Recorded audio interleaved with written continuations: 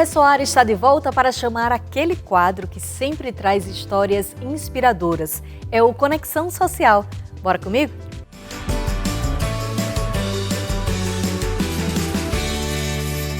Olá, nosso convidado de hoje é empresário, pesquisador da área de sustentabilidade e um dos maiores proprietários de terras e florestas privadas do mundo, fundador da WMF Energy, empresa multinacional que desenvolve projetos sustentáveis. Seja muito bem-vindo, Alexandre Rosa. É uma honra muito grande te receber aqui em nosso programa. Uma honra toda minha estar aqui.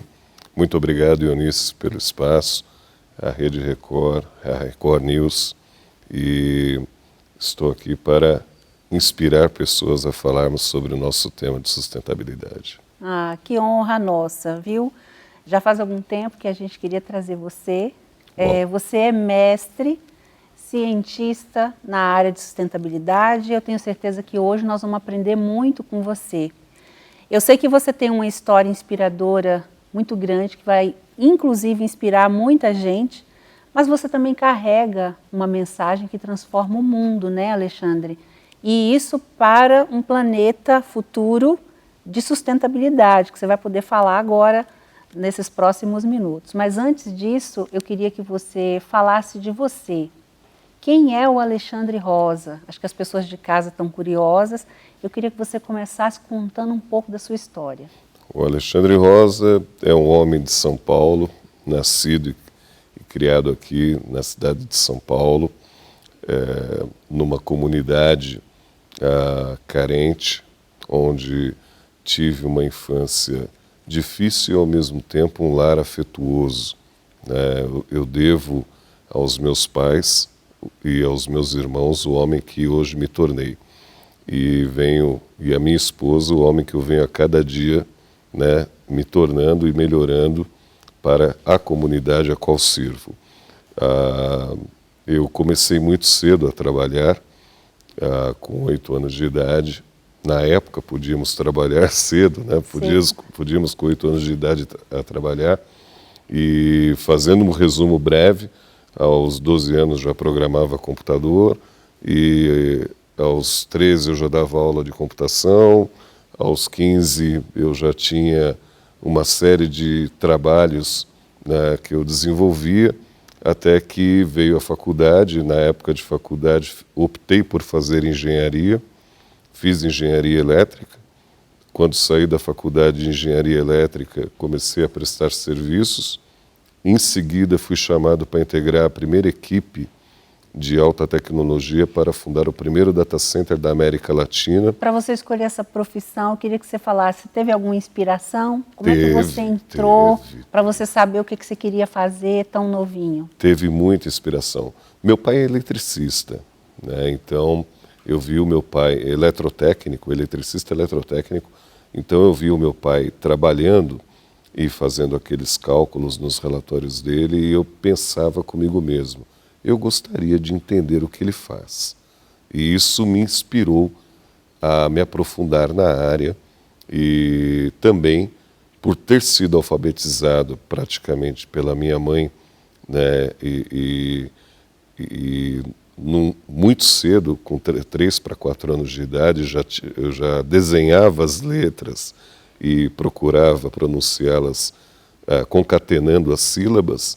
Automaticamente eu já conseguia interpretar alguma coisa. Sim. Você teve uma inspiração também que você ficava um tempo na biblioteca, né? Olha, boas histórias tive. Mamãe foi empregada doméstica e ela trabalhou na casa de um médico, e na época ela não nos deixava na creche. Nem eu, nem minha irmã. Ela levava para a casa desse médico. Minha irmã devia ter 2 anos de idade e eu 3. Temos 1 ano de diferença. E então nós ficávamos dentro da biblioteca, onde não podia se fazer bagunça. Nosso passatempo era pegar as folhas de sulfite que nos davam, e os lápis para poder desenhar, ou pegar um livro e copiar o livro naquelas folhas. E nisso, naquela biblioteca tinham livros sobre anatomia humana, tinham a Barça, que era o nosso Google da época. Muito bacana. E nesse período você então já sabia o que você queria fazer, né, Alexandre? Praticamente eu já sabia, estava ali plantada a sementinha. Eu já tinha uma noção do que eu queria fazer para o mundo.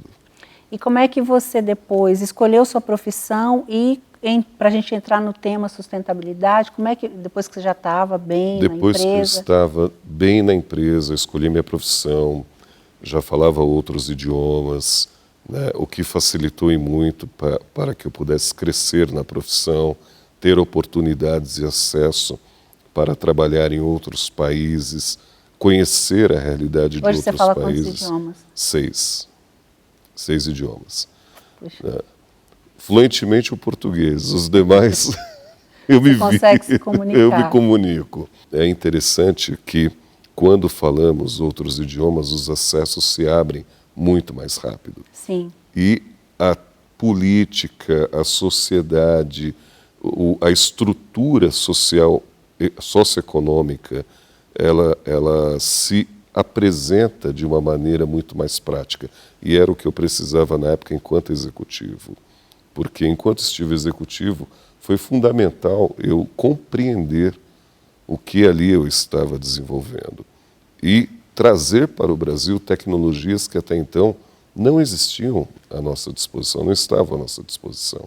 Nesse período você teve, então, a ideia de deixar de ser executivo naquela empresa e criar a sua empresa. O que te motivou? O que me motivou foi observar o quanto a tecnologia ela demanda alguém ou um grupo de empresas que se engajem em fazer com que o nosso planeta tenha plano B. Porque avançar tecnologicamente significa sujar o planeta.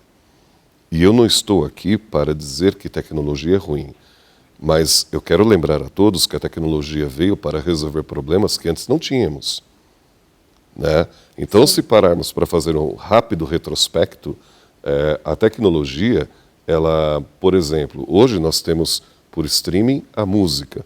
Então, quem diria que o streaming musical acabaria com CDs ou até mesmo com vinil? Então, hoje vivemos num mundo cuja tecnologia ela modifica a sociedade e o seu comportamento de consumo. Sim. Foi daí que veio o clique.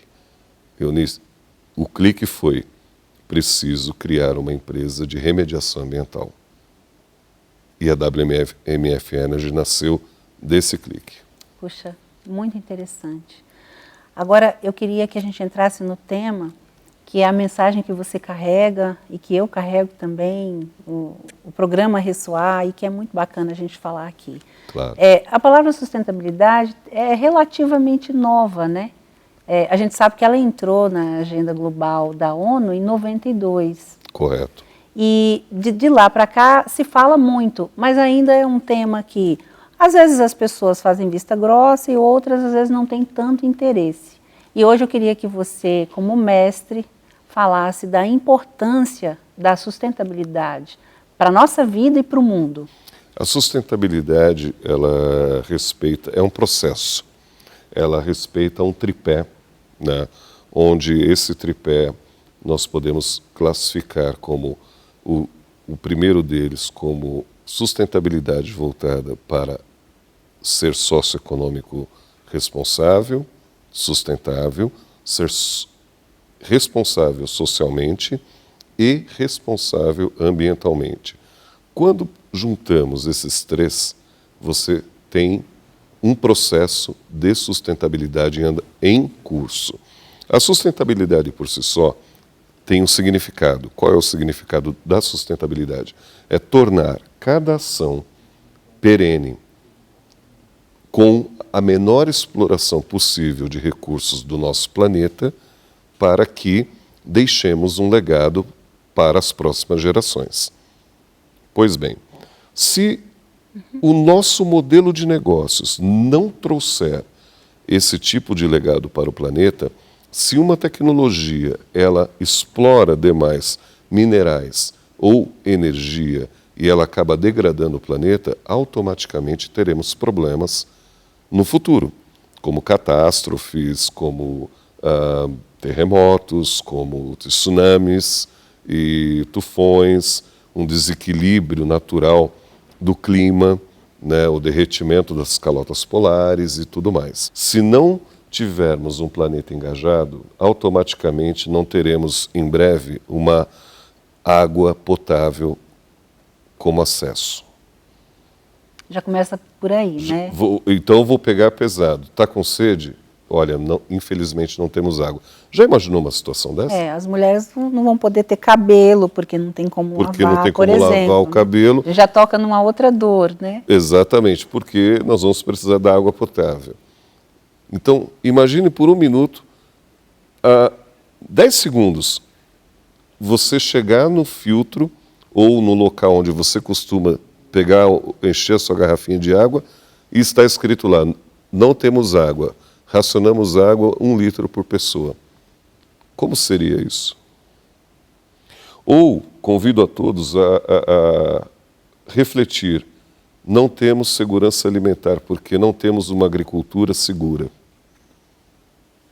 O Brasil é um dos principais fornecedores de alimento para o mundo inteiro. Eu costumo dizer que se nós fechássemos as nossas fronteiras por pelo menos 1 ano, 1/3 da população mundial morreria de fome. Aonde está a segurança alimentar sem a sustentabilidade? Eu convido todos a refletir, quando éramos crianças, quem nunca brincou de bem me quer, mal me quer? Né? De pegar uma margarida, né, e desfolhar. Isso é uma atitude de destruição do planeta. Sim. Uma criança inocente, 2 crianças inocentes ali brincando. Eu peguei uma margarida, bem me quer, mal me quer, bem me quer, mal me quer. Eu estou destruindo uma planta que estava fazendo a fotossíntese e, de repente, eu tirei ela do seu habitat natural. Apenas para brincar. Né? Apenas para brincar. A gente falava antes, e você sabe, da admiração que eu tenho por você, pelo seu trabalho, pelo que você representa para o mundo. De verdade, você é exemplo e motivo de orgulho para a gente.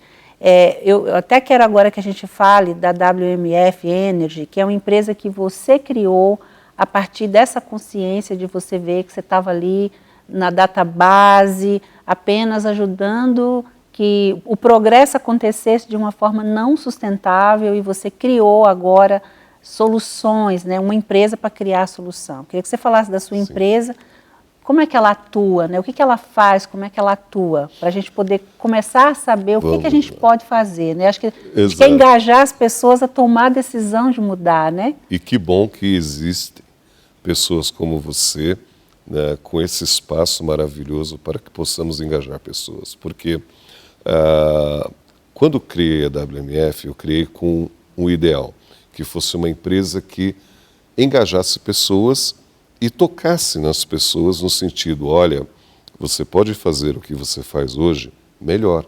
Você pode continuar desenvolvendo a sua tecnologia, só que de maneira menos poluente. Você pode, por exemplo, como siderurgia, fazer todo o seu processo, né, siderúrgico sem danificar e sem despejar na natureza, né, nos rios, né, e assim sucessivamente, o seu lixo, a sua lama de acearia, por exemplo. Você pode ter uma indústria ou uma empresa de alta tecnologia que não precise de energia suja. Você pode ter energia limpa, acesso a ela e ainda tocar aquelas pessoas, a tua comunidade, os teus funcionários, sobre o significado de ter a energia limpa. Então, quando a WMF foi criada, ela foi criada como uma empresa de remediação ambiental. E começamos com esse engajamento. Em seguida veio a questão de proteger a floresta amazônica, que é uma das nossas verticais. E nosso berço de sustentabilidade, né? Para o mundo, né? Não é só o Brasil. Né? Um grande berço de sustentabilidade.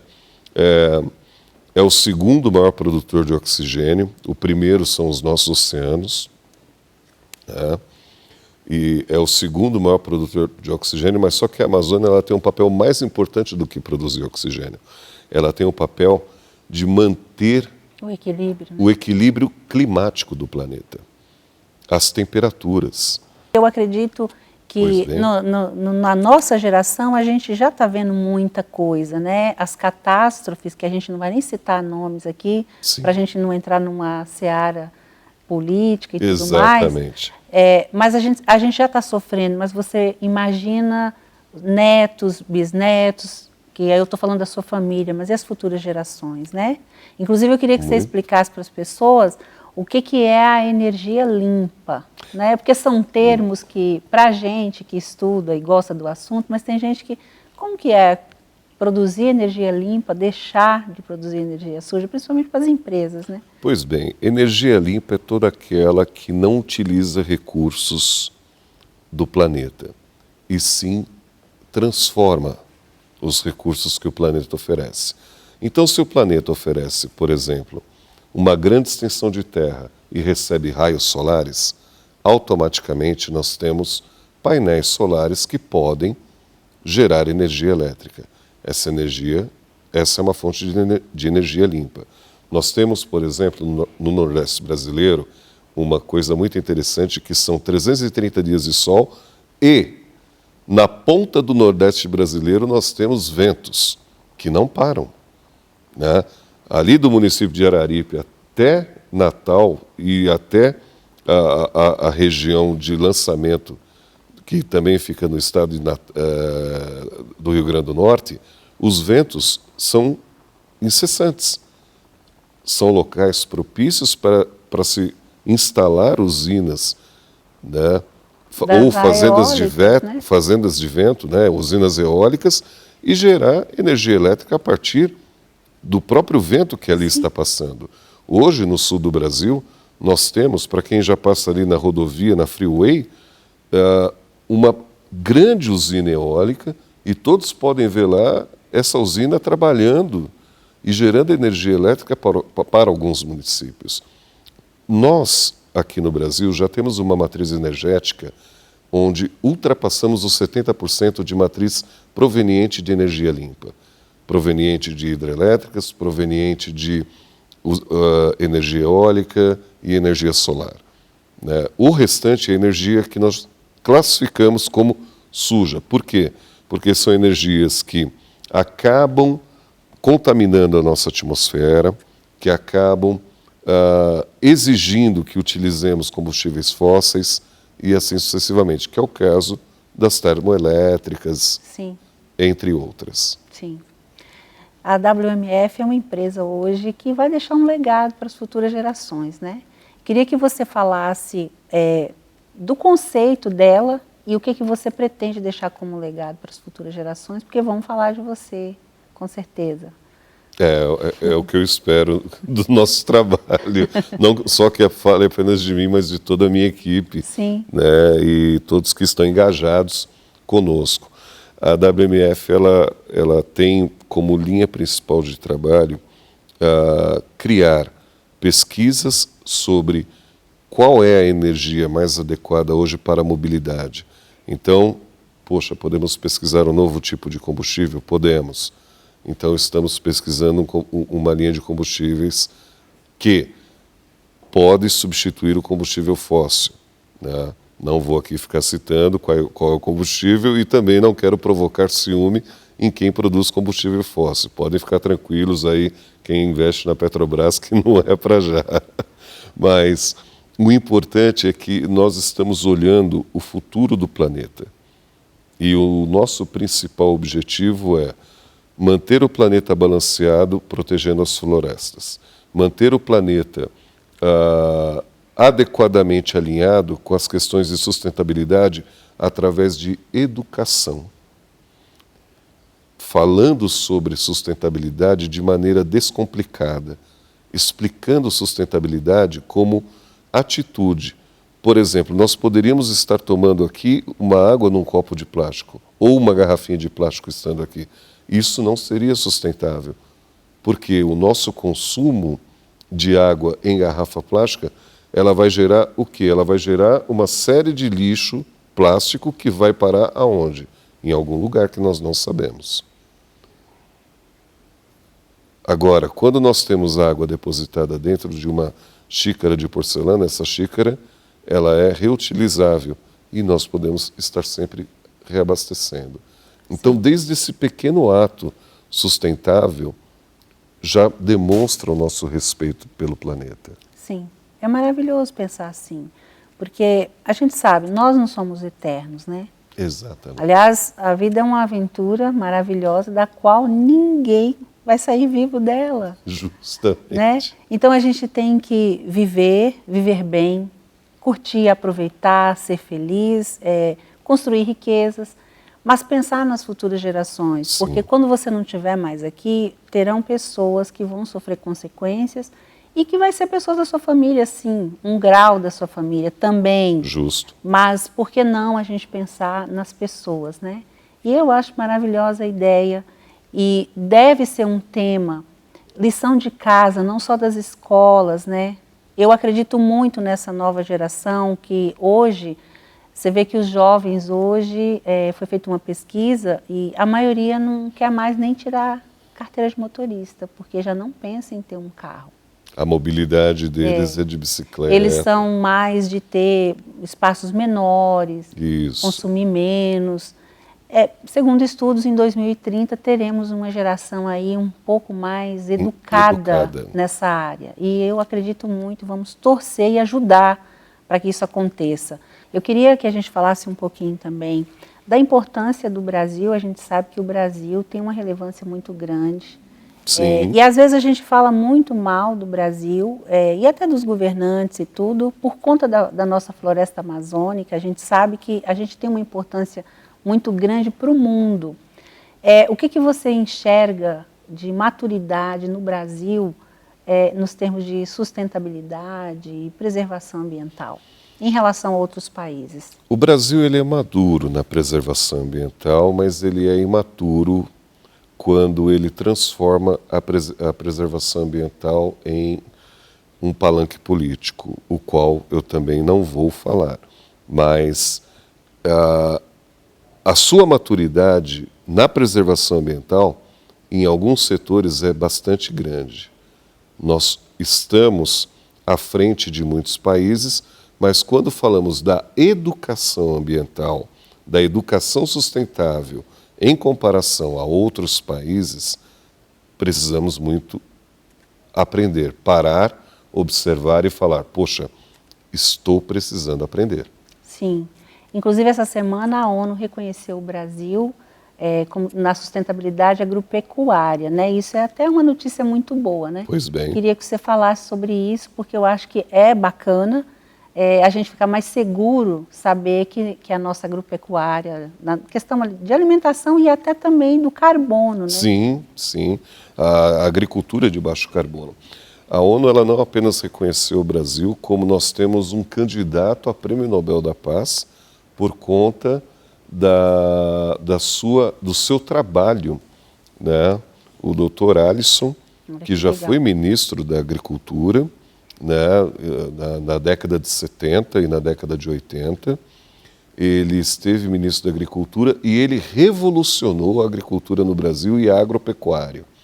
E este homem, o que ele fez pela nossa agricultura, ele fez com que economizássemos áreas de desmatamento nos estados do Centro-Oeste, Goiás, Mato Grosso do Sul, né? A região sul de Rondônia, e ele literalmente transformou o nosso mapa geográfico na agricultura, onde o hectare produzia um determinado número de sacas, hipoteticamente falando, esse hectare produz 10 sacas de grãos por safra. Com a tecnologia que ele criou, para quem não sabe, ele é o criador da Embrapa. Olha só. A Embrapa hoje é referência mundial na exportação. Sim, a Embrapa é uma instituição que poucas pessoas conhecem, a importância dela. Exatamente. Inclusive no Nordeste, né? Quantos trabalhos não são feitos, baseados, pesquisas. Para desenvolvimento da agricultura de baixo carbono, desenvolvimento de agricultura familiar, para o desenvolvimento da agricultura de larga escala, né? O Embrapa sempre esteve envolvido e ele desenvolveu o Embrapa em 1974 e até hoje o Embrapa vem se desenvolvendo para colocar o Brasil na rota de um dos países ou de um país protagonista no que diz respeito à segurança alimentar. Olha só, eu queria que você falasse das dificuldades que você teve, porque às vezes as pessoas se vitimam tanto, né? Pois bem. E a gente está vivendo um momento que não é que a gente tem que fechar os olhos para tudo que está acontecendo, realmente a gente está passando momentos difíceis, mas a gente tem tanta oportunidade, e como você falou, a gente vive num país tão maravilhoso, que está precisando tanto da gente, né, Alexandre? Exatamente. Fala um pouco das suas dificuldades, Alexandre, como que você fez para chegar onde você chegou? Empreender num país como o nosso não é empreender, por exemplo, nos Estados Unidos. Nos Estados Unidos você consegue empreender, abrir a sua empresa em 24 horas e em 48 horas já ter tudo rodando. Empreender no Brasil exige um pouco mais de paciência, engajamento, leitura, conhecimento, né, de legislação. Empreender no Brasil exige que tenhamos conhecimento fiscal, conhecimento técnico, contábil, conhecimento... Muitos impostos, você não sabe nem o que é. Exatamente. Né? Exige uma série de conhecimentos os quais nós normalmente não teríamos se estivéssemos sendo criados em outro país. Mas, falando das dificuldades, eu tive sim várias dificuldades, como aquele rótulo que eu costumo brincar, né, gentilmente, do PPP, preto pobre de periferia. É o PPP? É o PPP. Eu falo, o PPP ele não tem acesso. Olha, eu vou dar um recado para você aí que se sente PPP. Isso é baixa autoestima.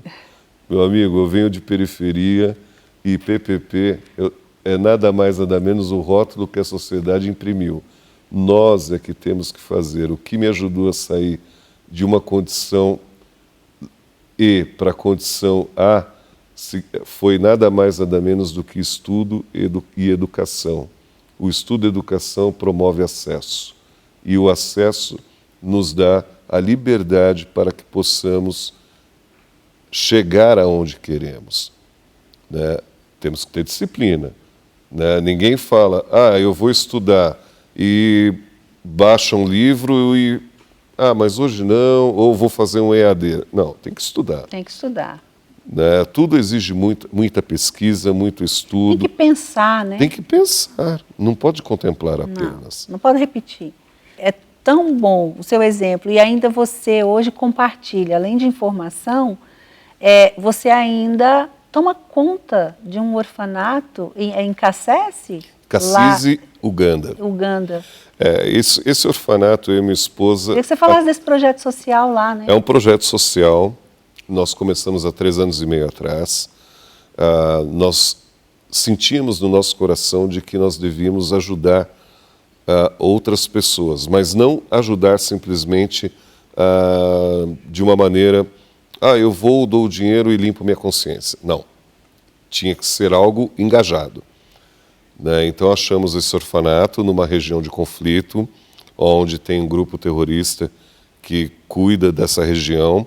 Cassese fica a 600 quilômetros de Kampala. Kampala é a cidade satélite de Uganda, né? Seria como Distrito Federal para o Brasil.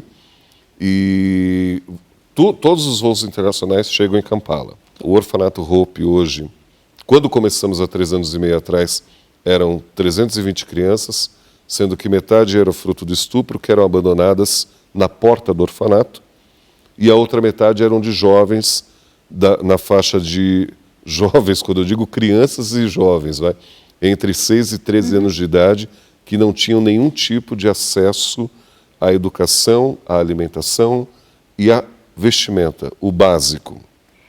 Hoje, esse orfanato, eu chamo dos meus 675 filhos, nós temos 675 crianças, conseguimos alimentá-las, conseguimos vesti-las, conseguimos calçá-las, apenas eu e minha esposa, com o nosso trabalho, com o fruto do nosso trabalho. Nós dividimos o que o mundo nos dá, compartilhamos com este orfanato. Pagamos os salários de 26 professores e há um engajamento. Essas crianças têm 2 matérias ali que fazem parte do dia a dia delas. Uma delas é ensinar a ler a Bíblia e interpretá-la, e a segunda matéria é a questão da sustentabilidade. Muito bom. Então essas crianças estão aprendendo a plantar árvore, a entender a importância da árvore, estão aprendendo a criar uma usina eólica, os mais, né, os jovens, adolescentes já têm um laboratório para eles criarem a usina eólica, criar forno solar, criar uma micro-usina solar, painéis solares e assim por diante. Parabéns, viu? Muito Obrigado. bacana, muito bacana. A gente vai aproveitar então para pedir para você deixar uma mensagem para as pessoas que ainda não entenderam a importância da preservação e da sustentabilidade e das mudanças de hábito, né? Que cada um de nós devemos começar a fazer agora. Já deveria ter começado ontem, mas ainda dá tempo, né? Antes Exato. tarde do que tarde demais, né, Alexandre? Queria que você aproveitasse esse momento para você deixar uma mensagem que a gente vai divulgar ela aqui muito, tanto no programa quanto nas redes sociais e tudo mais. Muito obrigado. A mensagem que eu deixo a sustentabilidade é uma questão de atitude de compaixão, é uma questão de atitude de empatia para com o planeta e de respeito ao próximo. Ser sustentável é respeitar o legado, o seu próprio legado, do que você se propõe a fazer. O seu propósito te leva a um legado, ou seja, você saiu do ponto A e foi para o ponto B. E para sair do ponto A até o ponto B, você desenvolveu algo. O quanto o seu desenvolvimento foi sustentável e o quanto a tua atitude sustentável deixou algo para o seu legado. Lembre-se, o nosso planeta não tem plano B. Só você pode mudar isso. Contamos com vocês. Muito obrigado. Eu que agradeço, viu? Ficou linda a sua Muito mensagem. obrigado. Você aqui ensinou pra gente muita coisa. Eu quero te agradecer, viu? Gratidão a mim. Gratidão também. Fica as portas abertas para você voltar, para a gente continuar esse tema, viu? Certamente. Muito obrigada. Conte comigo e com toda a equipe. Muito obrigado. Muito obrigada. E a você de casa, muito obrigada pela audiência. Fica com a gente. Até o próximo domingo.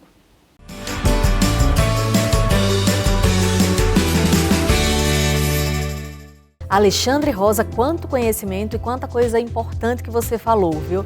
Você é um exemplo a ser seguido, eu tenho certeza que muita gente vai refletir e mudar alguns hábitos daqui para frente, né? E o programa Ressoar faz uma pausa rapidinha, já já a gente volta, hein?